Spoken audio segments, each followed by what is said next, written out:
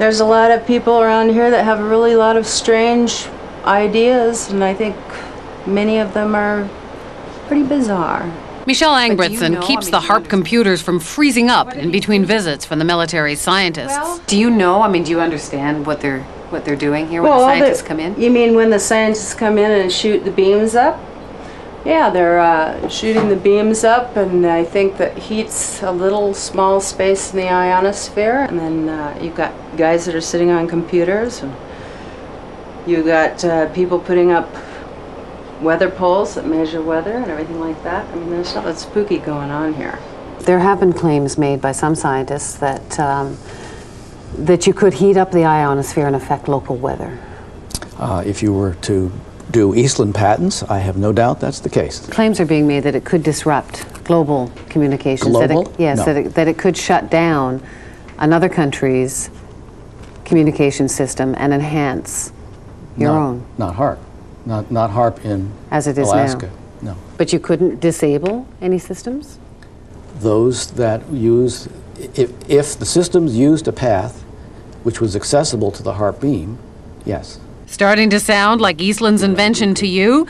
Well, remember, John Heckscher says HAARP has nowhere near the power levels Eastland talked about. It seems like this entire thing has been a matter of disinformation. Eric Nashlin understands the military. He spent 15 years in the service as a radio engineer. He knows deception. It came to our attention that there was a document, a technical memorandum, I think it was 195 or something like that. And reading right in the front of it, they said that, bottom line, although this is here, it does not constitute publication. It doesn't exist. It basically doesn't exist. So it was kind of like, wow, here's the document that doesn't exist. We're talking several hundred pages of document that, doesn't exist on a project that is completely unclassified and open to the public. We got it through friendly folks in the right spots.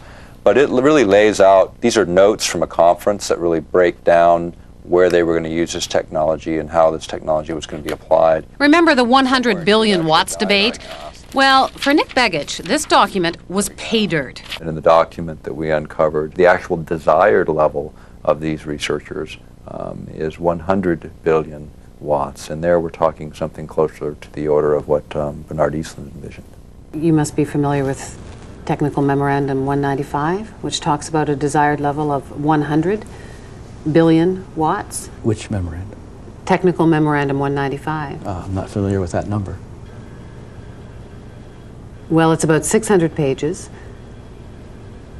And you may not acknowledge it because it hasn't been published, but it exists. I've seen it. I don't know what Technical Memorandum 195 is, because I haven't seen it. This is a published document. It's non-released. And it's the word games that John Heckscher plays and the word games the United States military plays. And it's the word games they continue to play, and those are the things that need to end. Zap incoming missiles, disrupt global communications, and engineer the weather. And ready? There's one more. Some people believe the technology being tested here could be used for sinister projects involving humans. Radio waves messing around with people's brain waves. And guess what? The military denies this one, too.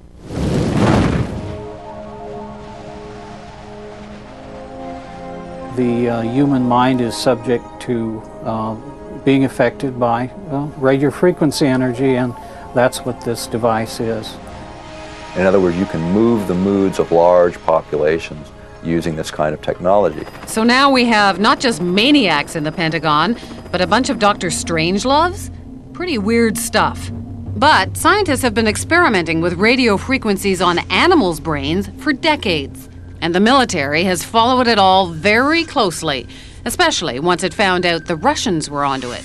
It was all kept a deep, dark secret by the two superpowers. Back in the 60s, the Soviets began zapping the American embassy in Moscow with a low-frequency beam.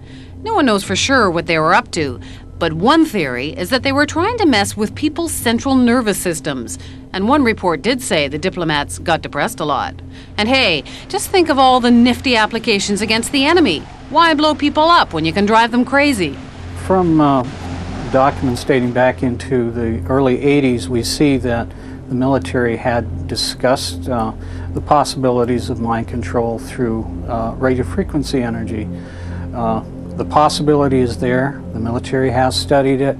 A 1982 Air Force report called radio frequency energy a major new research initiative and said that RF can, quote, disrupt normal purposeful behavior. A 1987 military report called for more research on RF energy as a non-lethal weapon, while pointing out that most of the existing technology is classified. And sure enough, in 1993, there was a big conference at Johns Hopkins University. Here, the entire conference was classified. But the agenda wasn't, and weapons using extremely low radio frequencies, or ELFs, were listed as a very attractive option. Is it just a coincidence that there's been all of this talk and that HAARP will be experimenting with this? Is that all just coincidence?